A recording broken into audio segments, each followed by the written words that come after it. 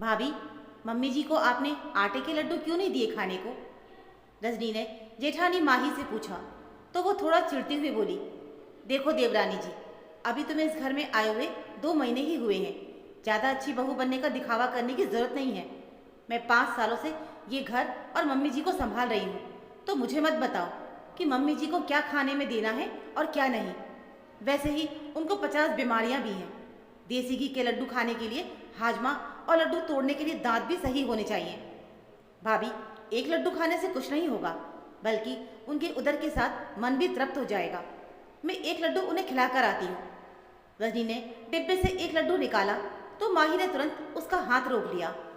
इस एक लड्डू की कीमत है, ये मैंने अपने लिए और अपनी बेटी के लिए बनाए हैं। तुम चाहो तो बहुत सारे खा सकती हो, लेकिन मम्मी जी को एक लड्डू भी नहीं मिलेगा।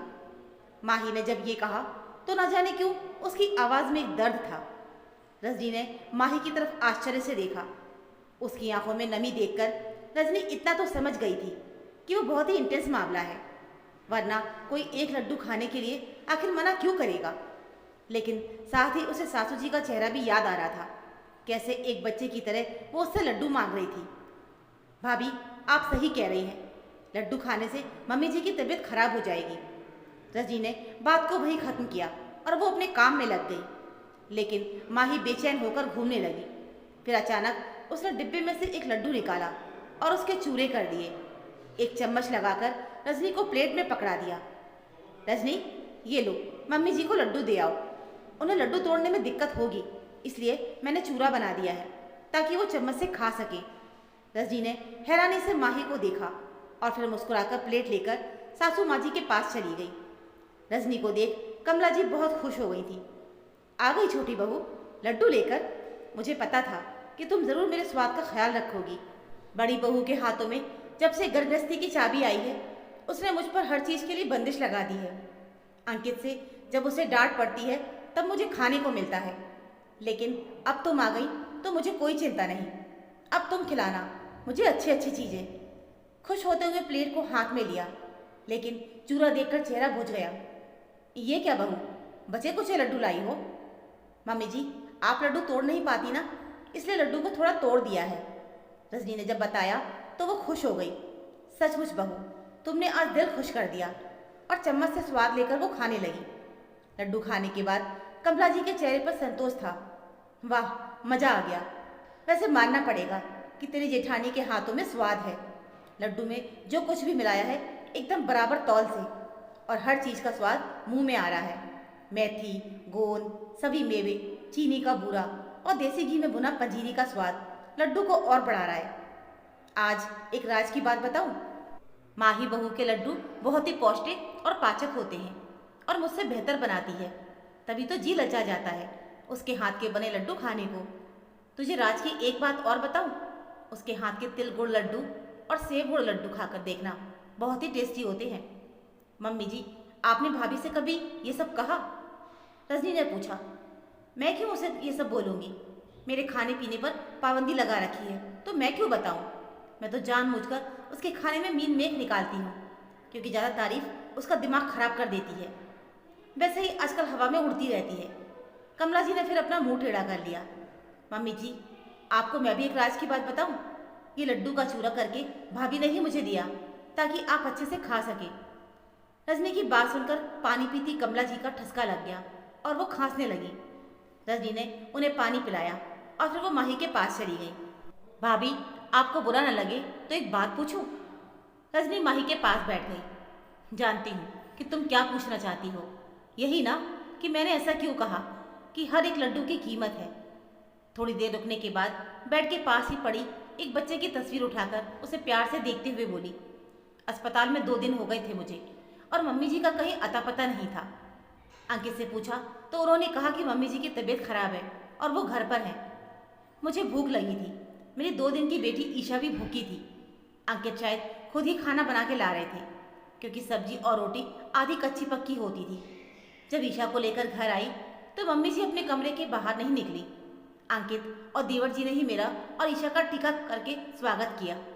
मैं मम्मी से मिलने उनके कमरे में गई तो उन्होंने मुंह फेर लिया और बेटी पैदा करने के वो मुझे उठाने देने लगी। तब मुझे समझ आया कि उनकी तबीयत खराब होने का राज क्या है। अब रोज मुझे ताने मारे जाते थे। एक दिन मैंने मम्मी जी से कहा कि सौंठ मेथी गुड़ के लड्डू बना दीजिए, क्योंकि मुझे बहुत तेज भूख लगी थी और ठंड भी बढ़ रही थी। तब मम्मी जी ने मुझे ताना दिया था कि अपने मायके वालों से जाकर डिमांड करो, लेकिन उन्हें भी कैसे कहोगी, उनकी औकात ही नहीं है देसी घी और मेवे खरीद सके। ऐसे ही नहीं बन जाता सौंठ मेथी के लड्डू, हर एक लड्डू की कीमत होती है। ऐसा नहीं है कि मेरे मायके वाले गरीब हैं और हमने घी मेवे नहीं खाए थे, बस मम्मी जी को मुझे नीचा दिखाने का जुनून हो गया था। अंकित मम्मी जी के आगे कुछ नहीं बोलते थे। मम्मी जी के रोज रोज के तानों से मैं मानसिक तनाव में रहने लगी थी, जिसका असर ईशा की सेहत पर भी पड़ने लगा था। तब डॉक्टर की वार्निंग पर अंकित ने मुझे कुछ महीनों के लिए मायके भेज दिया। लगभग 5-6 महीने के बाद मैं वापस आई और तब तक मैं समझ चुकी थी कि मम्मी जी की बातों को नज़रअंदाज करना ही होगा, क्योंकि मुझे ईशा के लिए स्वस्थ रहना था। मम्मी जी के ताने कभी बंद नहीं हुए, लेकिन अब मुझ पर कोई फर्क नहीं पड़ता था। एक दिन मम्मी जी ऐसे ही मुझ पर अपने तानों का प्यार बरसा रही थी कि अचानक वो बेहोश हो गई। तुरंत उन्हें डॉक्टर के पास ले गए। ब्लड टेस्ट और ईसीजी की रिपोर्ट आई तो पता चला कि हाई ब्लड प्रेशर और कोलेस्ट्रॉल बहुत बढ़ा हुआ है और डायबिटीज़ भी बॉर्डर पर है। तब से उनके खाने पीने पर कंट्रोल लग गया, क्योंकि मैं उनकी डाइट को पूरी तरह से फॉलो करती हूँ। इसलिए मुझ पर आरोप लगाती थी कि मैंने उनके खाने पीने पर बंदिश लगा दी है। ऐसा भी नहीं है कि मैं उन्हें उनकी पसंद के खाने नहीं देती थी। जब भी लड्डू या कुछ और भी उनकी पसंद का बनता था तो मैं उन्हें ज़रूर देती थी। लेकिन जब आज तुमने ये कहा कि मैंने मम्मी जी को लड्डू खाने को क्यों नहीं दिया, तो मैं समझ गई कि ज़रूर मम्मी जी ने तुमसे मेरे बारे में कुछ गलत ही कहा होगा। और मुझे पिछला सब कुछ याद आ गया कि एक समय इसी लड्डू की कीमत मुझे बताई जा रही थी, तो मन क्षोभ से भर गया था और मैंने तुमसे वो सब कहा। माही ये सब बताते बताते रोने लगी। भाभी, हैरानी तो मुझे हुई थी कि आपकी बात सुनकर, लेकिन आपको भी मैं 2 महीने से देख रही हूँ। आपने अपनी छोटी बहन की तरह मुझे प्यार दिया और आपके मम्मी जी के बीच का तनाव मैंने महसूस भी किया था। पंकज से पूछा भी तो उन्होंने यही कहा कि उन्हें ज़्यादा नहीं पता, क्योंकि वो अधिकतर हॉस्टल में ही रहते हैं। आपको एक बात बताऊं, मम्मी जी मुझे बता रही थी कि आप तिल गुड़ और सेब गुड़ लड्डू के साथ खाना भी बहुत अच्छा बनाती हो और जानबूझकर वो मीन मेक निकालती हैं। रजनी ने जब बताया तो ना चाहते हुए भी माही के चेहरे पर हंसी आ गई। जानती हूँ मम्मी जी मेरे खाने को बेकार और बेस्वाद बोलती हैं, लेकिन वही खाना वो चटकारे लेकर जब खाती हैं तो मैं भी समझ जाती हूँ।